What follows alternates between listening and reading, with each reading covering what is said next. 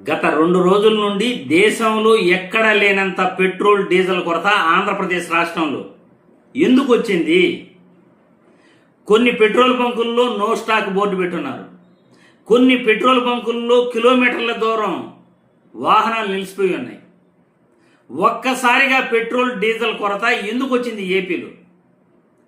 పక్క రాష్ట్రాల్లో ఎక్కడ కూడా పెట్రోల్ డీజిల్ కొరత ఇప్పుడు లేదే. ఆంధ్రప్రదేశ్ రాష్ట్రంలోనే పెట్రోల్ డీజిల్ కొరత ఎందుకు వచ్చింది? పెట్రోల్ బంకులపై ప్రభుత్వానికి ఎందుకు నిఘా లేదు? నిఘా పెట్టకపోవటం వల్లే పెట్రోల్ బంకుల్లో ఈరోజు స్టాకు ఉన్నా కానీ లేదని ప్రజల్ని ఇబ్బంది పెడుతున్నారు అని ప్రచారం జరుగుతూ ఉంది. ఇంధన నిపుణులు ఏమంటున్నారంటే 24 గంటల్లో ప్రభుత్వం అనుకుంటే సమస్యను పరిష్కరించవచ్చు, కానీ ప్రభుత్వం ఆ దిశగా అడుగులు వేయట్లేదు అని పెట్రోల్ డీజిల్ రంగంలో నిపుణులు అంటున్నారు.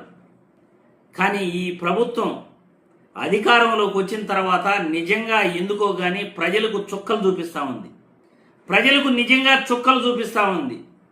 ఈరోజు పెట్రోలు డీజిల్ దొరక్క వాహనాలు కిలోమీటర్ల దూరంలో రోడ్లో నిలిచిపోయాయంటే ఎంత దారుణమైన పరిస్థితో మీరే ఆలోచించండి.